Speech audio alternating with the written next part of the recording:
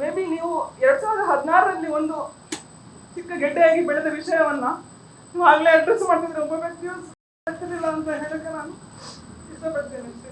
ನಾನು ಈಗಾಗಲೇ ಹೇಳಿದ್ದೇನೆ ಇಲ್ಲಿ ಪ್ರಕರಣವನ್ನ ಇನ್ನೊಂದು ದೃಷ್ಟಿಕೋನದಲ್ಲೂ ಸಹ ತನಿಖೆ ಮಾಡಬಹುದು ಅಂತ. ನಾನು ಪ್ರೆಸ್ ನೋಟಲ್ಲಿ ಹೇಳಿರುವಂತೆ ಕರ್ನಾಟಕದ ಈಗಿನ ಡಿಜಿಪಿ ಮತ್ತು ಐಜಿಪಿ ಆದ ಅಲೋಕ್ ಮೋಹನ್ ಅವರಿಗೆ ಒಂದು ಪತ್ರವನ್ನು ಬರೆಹಾಕಿದ್ದೇನೆ. ಆಗಿನ ಕೆಲವು ಘಟನೆಗಳಿಗೂ ಇದಕ್ಕೂ ಲಿಂಕ್ ಇರುವ ಸಾಧ್ಯತೆ ಇದೆ ಅಂತ ಹೇಳಿಬಿಟ್ಟು ನಾನು ಪತ್ರವನ್ನ ಅವರಿಗೆ ಬರೆದಿದ್ದೇನೆ. ಮೋಸ್ಟ್ಲಿ ಇವತ್ತು ನಿನ್ನೆ ಅಥವಾ ಇವತ್ತು ಅದು ರೀಚ್ ಆಗಿರ್ಬೋದು. ನೀವು ಅಂತ ಹೇಳಿದ್ರೆ ಈಗ ಪೊಲೀಸರು ಹೇಳಿದ್ದನ್ನ ಮೀಡಿಯಾದವರು ತೋರಿಸ್ತಾ ಇರೋದು. ಪೊಲೀಸರು ಏನು ಹೇಳ್ತಾ ಇದ್ದಾರೆ, ಆಕೆಗೆ ಮಾನಸಿಕ ಸ್ಥಿತಿ ಸರಿ ಇರಲಿಲ್ಲ, ಹಾಗಾಗಿ ಅವಳಿಗೆ ಸ್ಕಿಜೋಫ್ರೇನಿಯಾ ಇತ್ತು, ಶಿ ವಾಸ್ ಪ್ಯಾರನಾಯ್ಡ್ ಅಂತ ಹೇಳಿ. ಮತ್ತೆ ಅದು ಪೊಲೀಸ್ ವಾಟ್ಸಪ್ ಗ್ರೂಪ್ ಇಂದ ಕೆಲವು ಮೆಸೇಜ್ಗಳೆಲ್ಲ ಶೇರ್ ಆಗಿತ್ತು. ಒಂದು ಅವ್ರು ಹೇಳಿದ್ದಾರೆ ಆ ಡಿಜಿಗೆ PFI ಮೆಂಬರ್ ಅಂತ ಹೇಳಿ. ಇನ್ನೊಂದು ಕಡೆ ಧನ್ಯಾರಾವ್ ಕೇಸ್ಗಿಂತ ಇದು ಭಯಾನಕವಾದ ಕೇಸ್ ಅಂತ ಹೇಳಿದ್ದಾರೆ. ಡಿಜಿಪಿ ಅಲೋಕ್ ಮೋಹನ್ ಅವರಿಗೆ ಬರೆದಿರೋ ಪತ್ರದಲ್ಲಿ ನಾನು 4 ಮಂದಿ ರಾಜಕಾರಣಿಗಳನ್ನು ಉಲ್ಲೇಖ ಮಾಡಿದ್ದೇನೆ, ಅವರನ್ನ ವಿಚಾರಣೆ ಮಾಡಬೇಕಾಗುತ್ತೆ ಈ ಪ್ರಕರಣದಲ್ಲಿ ಅಂತ. ಅದರಲ್ಲಿ ಸಿದ್ದರಾಮಯ್ಯ ಅವರ ಹೆಸರಿದೆ, ಜಿ ಪರಮೇಶ್ವರ್ ಅವರ ಹೆಸರು, ಮತ್ತೆ ನಾನು UT ಖಾದರ್ ಅವರನ್ನ ಉಲ್ಲೇಖಿಸಿದ್ದೇನೆ. ಮತ್ತೆ ಇನ್ನೊಬ್ಬರು ರಾಜಕಾರಣಿಗೆ ಲಿಂಕ್ ಇದೆಯಲ್ಲ ಗೊತ್ತಿಲ್ಲ ನನಗೆ, ಅವರನ್ನು ಸಹ ನಾನು ಅದರಲ್ಲಿ ಉಲ್ಲೇಖಿಸಿದ್ದೇನೆ. ಖಚಿತವಾಗಿ ಅಲ್ಲ, ತನಿಖೆ ಮಾಡಿ ಅಂತ ಹೇಳೋದು. ನಾನು ಪೊಲೀಸ್ ಆಫೀಸರ್ ಅಲ್ಲ, ಈಗ I am resigned officer. And ಎರಡನೇದಾಗಿ ನಾನೊಬ್ಬ ಅಡ್ವೊಕೇಟ್. ಇವಾಗ ಅಡ್ವೊಕೇಟ್ ಆಗಿರುವಾಗ ನನಗೆ ಈ ಆಂಗಲ್ ಕಾಣಿಸ್ತಾ ಇದೆ. ನಾಳೆ ಈ ವಿಷಯವನ್ನು ಚರ್ಚೆ ಮಾಡ್ತಾರೆ ಅವರು.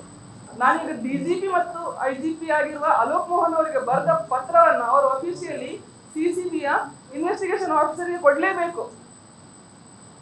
ಅವರು ಇನ್ವೆಸ್ಟಿಗೇಷನ್ ಆಫೀಸರ್ ಏನ್ ಮಾಡ್ತಾರೆ ನೋಡೋಣ. ಪಲ್ಲವಿ ಮತ್ತು ಕೃತಿಯನ್ನು ಎಳೆದು ತಂದ ಹಾಗೆ ಅವರನ್ನ ಕೃತಿಯನ್ನ ಮತ್ತೆ ಮಾನಸಿಕ ಆಸ್ಪತ್ರೆಗೆ ಸೇರಿಸಿದ ಹಾಗೆ DGP ಅವರು ಮತ್ತೆ CCBಯ ಇವರು ಇನ್ವೆಸ್ಟಿಗೇಷನ್ ಆಫೀಸರ್ ಸಿದ್ದರಾಮಯ್ಯ ಅವರನ್ನ UT ಖಾದರನ್ನ ವಿಚಾರಣೆ ಮಾಡ್ತಾರೆ ಅಂತ ನೋಡ್ಬೇಕು ನನಗೆ. ಅಂದ್ರೆ ಅವ್ರನ್ನ ನೀವು ಜೈಲಿಗೆ ಕಳಿಸಿದ್ ಬೇಡ, ವಿಚಾರಣೆ ಮಾಡಿ, ನೀವು ಕನೆಕ್ಷನ್ ಇದೆ ಅಂತ ಗೊತ್ತಾಗುತ್ತೆ. ಮೊದಲು ಬಡವರನ್ನೆಲ್ಲ ಹೇಳ್ಕೊಂಡು ಬಂದು ನೀವು ಹೇಗೆ ತನಿಖೆ ಮಾಡಿ ಅವರನ್ನು ಜೈಲಿಗೆ ಕಳಿಸ್ತೀರಿ. ಆಮೇಲೆ ಈಗ ಆಫೀಸರ್ ವರೆಗೂ ಬಂದಿದೆ, IPS ಆಫೀಸರ್ ವರೆಗೂ ಅವರ ಮನೆಯೊಳಗೂ ಬಂದ್ಬಿಟ್ಟಿದೆ. ನಿಮ್ಗೆ ಅಷ್ಟೇ ತಾಕತ್ತಿದೆಯಾ ಪೊಲೀಸರಿಗೆ ರಾಜಕಾರಣಿಗಳನ್ನ ತಗೊಂಡೋಗಿ ಜೈಲಿಗೆ ಹಾಕ್ಲಿಕ್ಕೆ, ಅಥವಾ ಅವರನ್ನು ವಿಚಾರಣೆ ಮಾಡಿದ್ವಿ ಅಷ್ಟು ಸಾಕು ನಂಗೆ. ಅವರನ್ನ ಯಾರನ್ನು ಪಲ್ಲವಿ ಅವರನ್ನ ಅರೆಸ್ಟ್ ಮಾಡಿದ್ರಿ. ಸುಪ್ರೀಂ ಕೋರ್ಟ್ ಗೈಡ್ಲೈನ್ಸ್ ಪ್ರಕಾರ ಒಬ್ಬ ವ್ಯಕ್ತಿಯನ್ನ ಅರೆಸ್ಟ್ ಮಾಡಿದ ಕೂಡಲೇ ವಿಚಾರಣೆ ಆದ ನಂತರ ನೀವು ಮೆಡಿಕಲ್ ಎಕ್ಸಾಮಿನೇಷನ್ ಕಳಿಸ್ತೀರಿ. ಮೆಡಿಕಲ್ ಎಕ್ಸಾಮಿನೇಷನ್ ಮಾಡೋದೇಕೆ ಹೇಳಿ? ಫಿಸಿಕಲಿ ಪೊಲೀಸರು ಏನೋ ಟಾರ್ಚರ್ ಮಾಡಿದಾರೆ ಅಂತ ಪರಿಶೀಲಿಸುವುದು. ಟಾರ್ಚರ್ ಮಾಡಿದ್ರೆ ಅವ್ರು ಎಲ್ಲಿಯಾದ್ರೂ ಜೈಲಲ್ಲಿ ಸತ್ತರೆ ನಾಳೆ ಸರ್ಕಾರದ ಜವಾಬ್ದಾರಿ ಆಗುತ್ತೆ ಅನ್ನೋ ಉದ್ದೇಶದಿಂದ. ಅದೇ ರೀತಿ ಇನ್ನೊಂದು ಕಡೆ ಅವರು ಯಾರೇ ಆರೋಪಿ ಪೊಲೀಸರು ಕೊಟ್ಟ ಟಾರ್ಚರ್ ಇಂದ ಮೆಂಟಲಿ ಡಿಸ್ಟರ್ಬ್ ಆಗಿ ನಾಳೆ ಪೊಲೀಸ್ ಸ್ಟೇಷನ್ ಇಲ್ಲಿ ಜೈಲಲ್ಲಿ ಮಾಡ್ಕೊಳ್ಬಾರ್ದು ಅನ್ನೋ ಉದ್ದೇಶದಿಂದ ಮೆಡಿಕಲ್ ಎಕ್ಸಾಮಿನೇಷನ್ ಮಾಡೋದು. ಮೆಡಿಕಲ್ ಎಕ್ಸಾಮಿನೇಷನ್ ಮಾಡಿದ ನಂತರ ಆ ರಿಪೋರ್ಟ್ ಮೇಲೆ ಅವರನ್ನ ಜೈಲಿಗೆ ಕಳಿಸುವಂಥದ್ದು. ಇವರು ತನಿಖಾಧಿಕಾರಿ ಅವರನ್ನ ಜೈಲಿಗೆ ಪರಪ್ಪನ ಅಗ್ರಹಾರಕ್ಕೆ ಕಳಿಸಿ ಆಗಿದೆ ಆಲ್ರೆಡಿ. ಅದು ಯಾರ್ದು? ಸುಪ್ರೀಂ ಕೋರ್ಟ್ ನ ಗೈಡ್ಲೈನ್ಸ್ ಅನ್ನ ಫಾಲೋ ಮಾಡಿ ಮೆಡಿಕಲ್ ಆಫೀಸರ್ನ ಇದರ ಮೇಲೆ. ಆ ನಂತರ ಅದು ಹೇಗೆ ನೀವು ಮಾನಸಿಕ ಅಸ್ವಸ್ಥರು ಅಂತ ಹೇಳ್ತೀರಿ? ನಾನು ಅವ್ರನ್ನ ಡಿಫೆಂಡ್ ಮಾಡ್ತೇನೆ. ಅವ್ರು ಮಾಡಲಿಲ್ಲ ಅಂದ್ರೆ ನಾನು ಡಿಫೆಂಡ್ ಮಾಡ್ತೇನೆ. ಇಲ್ಲ ಆತರ ನಾನು ಮೀಡಿಯಾದ ಮುಂದೆ ನನಗೆ ಒಂದು ಬಾರಿ ಅನ್ಯಾಯ ಆಗಿದೆ. And this was the DGP, same DGP ಇದ್ರು ಅಂತ ಹೇಳ್ತಾ ಇರೋದು. ನಾನು ಬೇಕಾದ್ರೆ ವಿಟ್ನೆಸ್ ಆಗ್ತೇನೆ, ನನಗೂ ಅನ್ಯಾಯ ಆಗಿರುವಂಥದ್ದು. And I can prove this ಅಂತ ಹೇಳಿ. ನಾನು ಈಗ ಅಮೆಚೂರ್ ವಕೀಲರು ಸಾಹೇಬ್ರೆ, ನಾನು ಹೇಗೆ ಅಷ್ಟು ದೊಡ್ಡ ಸುಪ್ರೀಂ ಕೋರ್ಟ್ ಅಲ್ಲಿ ಅಥವಾ ಹೈಕೋರ್ಟ್ ಅಲ್ಲಿ ಎಲ್ಲ ನಾನು ವಾದ ಮಾಡಿ ಆಗುತ್ತಾ ಹೇಳಿ? ಇಲ್ಲ, ನಾನು ಇಲ್ಲಿ ಉಡುಪಿಯಲ್ಲೇ ಇರೋದು. ಆಗ್ಬೇಕಾದ ಕೆಲಸ ಆಗದೇ ಇದ್ರೆ ಮತ್ತೆಂತ ಮಾಡುದು?